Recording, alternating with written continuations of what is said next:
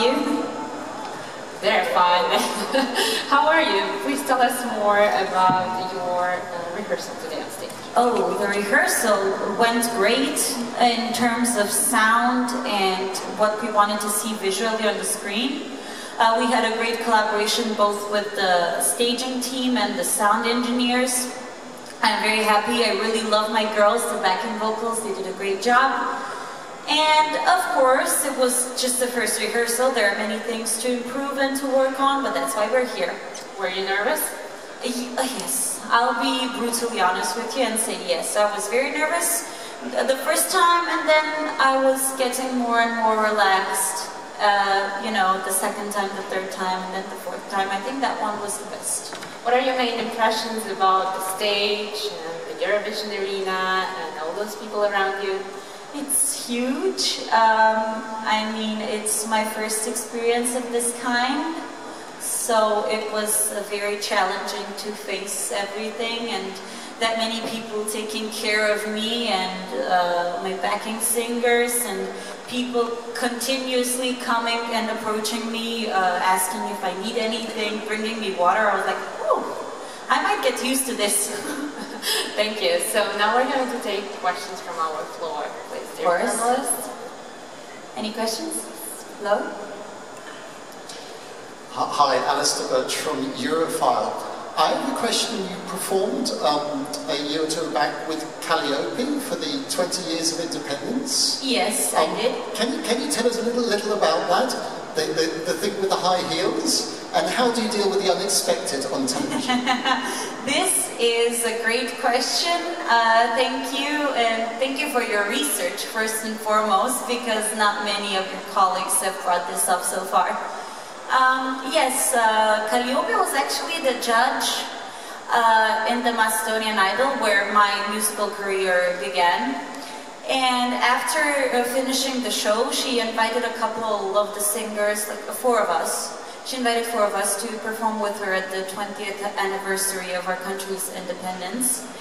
And yes, it was tricky because I was wearing like super high heels on stage and I twisted my ankle, but luckily one of my colleagues, Dejan, his name is Dejan, he was super tall and super strong, so he helped me, like I bent on him. He caught me. How I deal, I just go with the flow. The audience mustn't see if anything is going wrong, so you need to put your game face on and focus.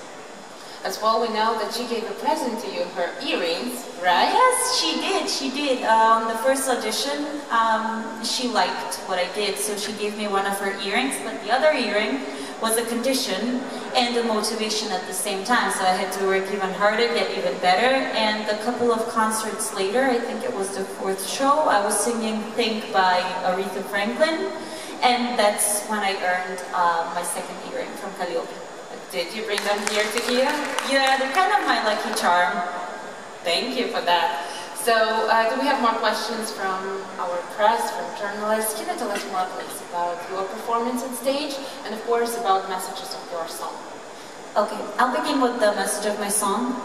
It's a very energetic, but at the same time kind of sad song. Not sad in the term, in the way that it makes you cry, but in the way that it makes you think. So it's about stopping and smelling the roses in life. So you don't need to rush anywhere, because what is yours, it will come to you. And it also reminds us of how all of us, I would even use the term no exceptions, all of us tend to dance alone, but at the same time seeking for someone to dance with, which I think it's very oxymoronic, but very natural at the same time. So I would say that people need to take their time in life and just go with the flow. So that time guide we have there on the screen, we don't have to care about it, right? Like we have only 10 minutes and 20 Oh no, okay, just care about that. Care about the time in terms of using it the best way possible. And about your performance on stage? My performance on stage looks the way it looks thanks to Ambra Suchi, the stage director and choreographer. She has helped me a lot in like giving myself into the movements, not just copying the moves she has shown me. It's about an independent woman, a strong woman, a sexy lady, having fun with herself and enjoying the moment. Can you tell us more, please, about your experience from the Idol, which you're basically bringing to Eurovision? What did you get, the main thing that you will show here on stage? Well, the Idol, I was only 17 when I took part in the show, so I learned a lot there, and it happened to me in a time where changes are natural for people. I was 17, so I was like on the border between underage and 18, and then it was the transit from high school to university, and also from anonymous to public, like a public figure. So it has changed me a lot, mostly in terms of communicating with media, controlling my language, being very picky when it comes to words, because words are the main tool of communication, and communication is the main tool of understanding. And what would we be if we didn't understand, if we couldn't understand each other? It has also taught me to like use the stage fright and nervousness in a positive manner. It has taught me to be more confident, even fake confidence sometimes. It helps you when you're on stage. Yes, so many lessons. I mean, I could go on forever. Do we have more questions? Yes, question.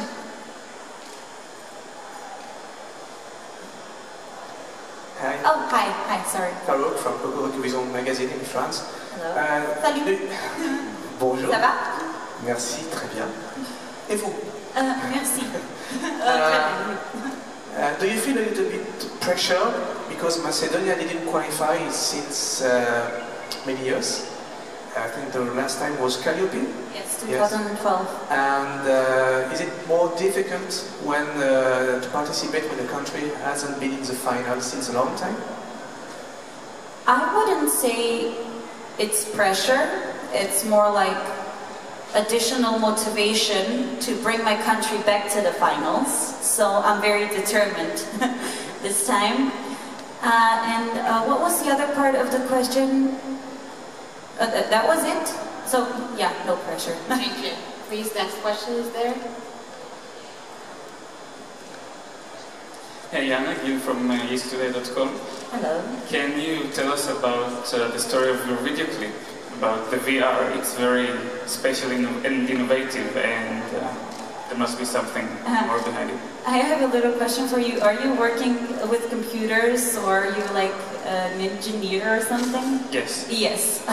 Yes, because mostly I get this question, or mostly computer engineers, or like people who work with programming and a lot of technology, they are super excited about the VR set. That's why I had that question. The story. Well, everyone can interpret it differently, but in my opinion, the old lady, which is the old Jana, and the young Jana, are existing at the same time, and the actual time in the video is when the old Jana exists. So she is thinking back of what she did in her life before, and you can see it in her face that she is like regretting something.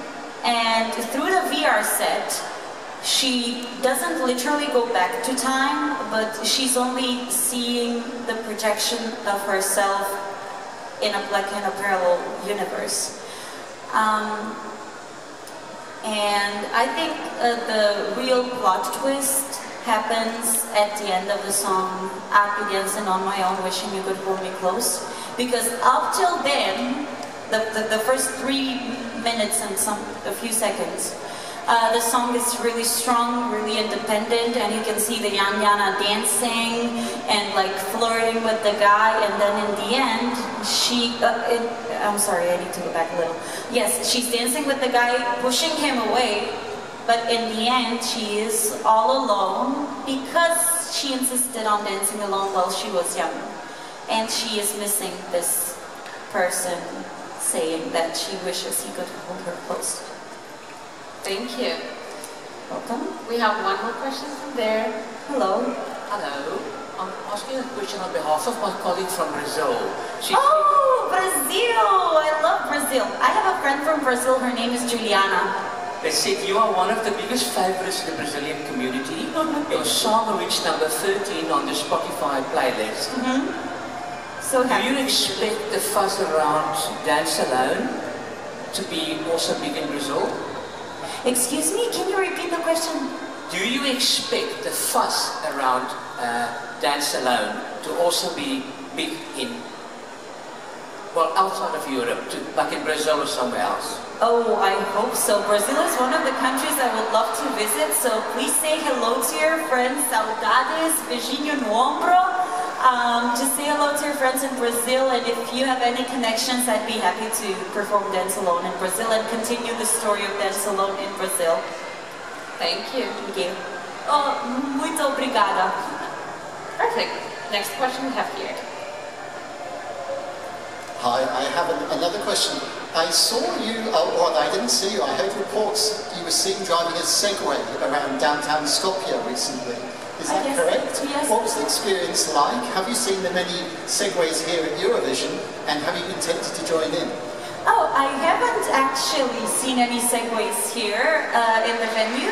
They're all over the place. Okay, well, yes, it's such an amazing experience, and I find it very eco-friendly and also very pragmatic because it helps you move around town with the speed of a car, but taking less space. And doesn't produce anything that could cause damage to the air we're breathing.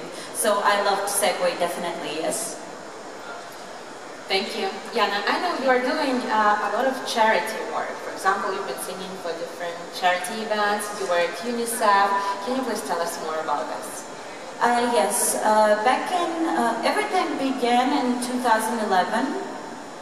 That's spontaneous confetti for us. Everything began back in 2011 when I got more of the public's attention. So people started inviting me to sing to different charities, and I've heard so many touching stories, I simply couldn't say no. And it became kind of an addiction, but it also helped me find my place in this world, not just exist like being here, but also helping others be there in the right way. UNICEF was a wonderful project. It was called Schools Fear Violence. So we had a couple of activities devoted to not preschool but elementary school and high school students. We were visiting schools and we were talking to children on, how violence isn't the key, how they need to use conversation instead of the fist. We even recorded a song on the subject. It was very beautiful, wonderful experience. I've also done a lot of charity concerts for people with spinal atrophy.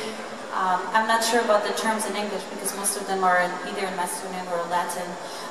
Children with autism, Down syndrome, also retinopathy. I'm not sure about the term in English, but many concerts, which makes me feel like a good person. Thank you. Do we have more questions from our floor? One more, sure. I have a question about when you were younger. Can you tell us about your interest in Harry Potter and what happens when you received the letter? You know the one I'm talking about. Oh, wow! Where do you get all this information, mister? Yes, I still love Harry Potter. I was introduced to Harry Potter with one of my closest friends in primary school. His name was Marco. Hi, Marco. He is somewhere in the world. Last time I checked, he was in Japan, then he went to Spain, then he's all over the world. He's a very talented artist. So yeah, he introduced me to Harry Potter, and it was the book that taught me how important it is for a person to read in general. I got so addicted, and I even sometimes I find my getaway in the Harry Potter books. Where I'm really stressed out, I just pick a random like chapter and just read through the pages. I love it. And I got a fake invitation to Hogwarts. You know, it was very exciting until the moment I found out it was fake. It broke my heart. I was really depressed. And of course I had a huge crush on Daniel Radcliffe, the actor who plays Harry Potter. I think it's a wonderful story, and it is very complicated at the same time, inventing a whole parallel society with like legal system, with the economics, with an educational system. It's very like thumbs up to Rowling. Joe, I'm sorry. Thank you. But you don't have to be upset. You always can go to Universal Studios all over the world, especially in California. They have like yes, of course. I can even get a role in some of the upcoming movies. Exactly. So as well, I wanted to ask you that you have a very strong team, right?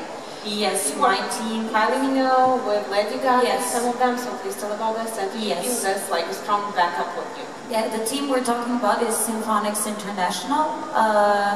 The composers of the song of Dance Alone are Borislav Milanov, Joachim Persson, Florence A. and Alex Zomar. They have a very rich and successful Eurovision experience too. They worked with one of our previous representatives, Daniel Kajmakowski. They also worked with Poli Genova last year, so they know the drill when it comes to Eurovision.